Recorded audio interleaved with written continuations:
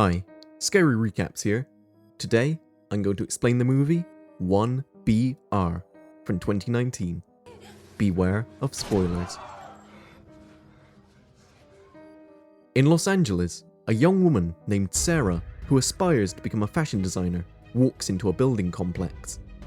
At the front entrance, a camera observes her and lets her inside. A resident informs her that the camera was installed after a recent break-in, but reassures her that the neighborhood is safe now. Sarah is amazed by the calm and the serenity she witnesses inside the complex.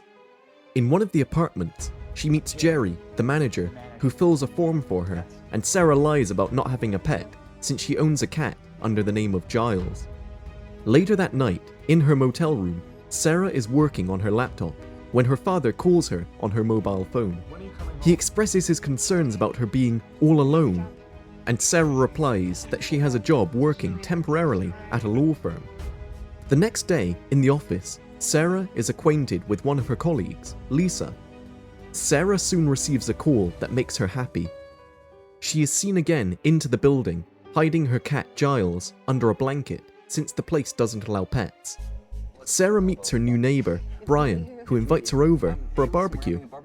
One of the residents, Miss Stanhope, introduces Sarah to some of the tenants, but she keeps forgetting Sarah's name, calling her instead Jessica. A strange man tries to give her a book titled The Power of Community and says that it changed his life. Sarah politely refuses and the man leaves. Sarah has a chat with Brian before she walks Miss Stanhope to her apartment. There, she learns that Miss Stanhope, or Edie as she prefers to be called, was a movie star back in the day. Edie mentions that she is much happier now. Later that night, Sarah is alerted by weird sounds, like pipes rattling, coming from the apartment next door. In the morning, Brian helps Sarah move a mattress, but she doesn't let him inside in fear of him finding out about Giles, her pet cat. As Sarah lies down to sleep, she notices Giles' absence. She hears the same bizarre sounds again and discovers that her front door is open. She runs and closes it and looks through the peephole. She sees Edie walking outside and goes to her. Sarah takes Edie back to her apartment where she organizes her medicine and sees the same book the creepy man tried to give her the other day. Sarah finds out that the creepy man's name is Lester and that he is depressed because of his wife's death due to cancer. That night, the noise gets worse and Sarah has a hard time sleeping. In the morning, someone throws a threatening note under Sarah's door about the pet regulation in the complex. Sarah sees Giles sitting on the couch and walks out searching for whomever threw that note. Brian catches up with Sarah and invites her to a dinner party later that evening. Sarah is so tired and Lisa decides to hang out with her for the rest of the day. In the middle of the night, a fire alarm wakes up Sarah.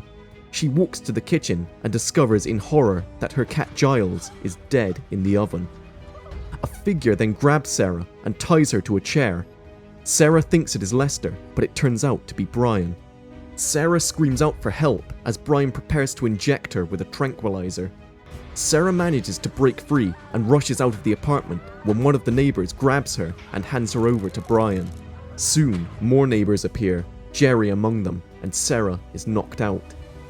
The next day, Sarah wakes up in a room with boarded windows. Jerry and Brian walk in. Sarah begs for release, and Jerry tells her that no one is coming to help her. Jerry tells her that if she complies, she will be rewarded, but if she resists, she will be punished. To show that he is serious about this, Jerry calls in Lester to show Sarah his ghastly wounds. Sarah does what she is told, facing the wall in a stress position. She stands there for hours, waiting for a set of lights to turn off so that she can rest. Music plays from a speaker and food is ushered in. Sarah repeats to herself that she has to get out and that it's her life. At some point, Edie walks in to comfort Sarah, telling her that she has been through the whole training process herself once and that it really saved her life. Sarah is tormented by this practice. Eventually, she falls down while the lights are still on. Jerry and Brian walk in and tell her to face the wall again. Sarah does as she is told, and Brian nails her hands on the wall to help her stand there. Over time, Sarah begins to hear voices in her head. She is clearly hallucinating. She thinks she hears her father, who urges her to escape, but it's all in her head. As she rips her hands free from the wall, she turns to the door, but no one is there, and Sarah collapses, unconscious. After the standing ritual, Sarah is released and her wounds tended. She is then being questioned by Jerry and Brian, who teach her the ways of the community. Jerry says to her that the community is strong and that they want to change the world through simple guidelines. Sarah studies the book of the community and learns how to be an equal and valuable member. During an interview with Jerry and Brian, it is revealed that Sarah is on bad terms with her father because he cheated on her dying mother with her nurse. Sarah has learned by heart the 4 foundations of the community: selflessness, openness, acceptance, and security.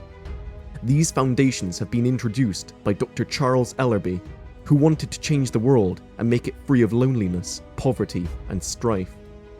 While Sarah attends every activity, deep down inside, she still questions the community.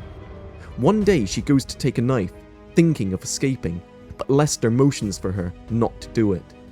Later on, Sarah passes the truth test and is sent to the monitor room to observe the other residents.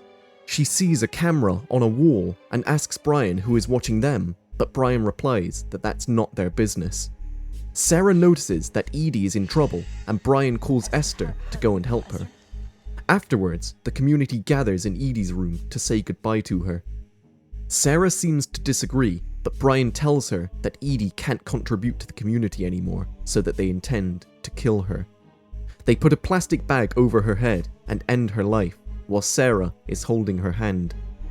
Brian confides in Sarah about his past and tells her about the benefits of the community. In the end, Sarah is accepted. She is branded with the symbol of the community and embraced by the other members. A party is held to celebrate her success, where Jerry proposes a union between Lester and Sarah. In a mockery of a wedding, Lester and Sarah are married, but before they can consummate their marriage, Sarah's father appears outside the complex. Jerry tells her to make him go away and never come back, or else they'll be forced to take care of him. Sarah bickers with her father and saves him before Brian can stab him from behind. Lester and Sarah talk and agree on spending the rest of their lives together. A little while later, Sarah, already a full member of the community, sits in the monitor room with Brian, looking at new candidates.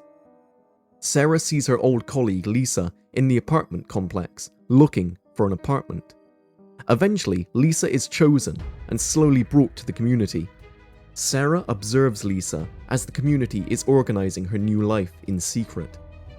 During the first day of her confinement, Sarah visits Lisa and tells her to accept her new reality. Lisa fights back and tries to escape, but Jerry knocks her down and ties her up. Jerry hands Sarah a needle and tells her to put it in Lisa's ear.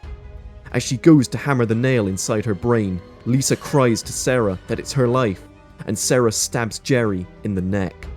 An alarm goes off, and the 2 women leave the room. Jerry, however, shoots Lisa in the head and says to Sarah that she can't leave. Sarah attacks Jerry and stabs him to death.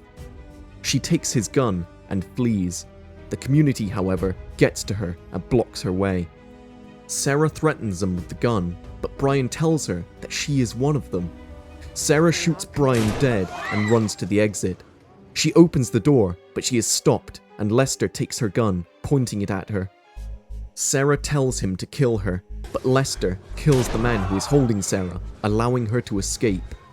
As Sarah turns to see, Lester shoots himself in the head, and the door to the complex closes. Sarah runs away and stops in front of another complex, only to realize that it has the same symbol with the one that she got out of. A camera watches her, and an alarm is triggered, soon followed by many more from the buildings around her. Sarah laughs hysterically, seeing that there is no point to all of this, but in the end, she clenches her fists and starts running down the road.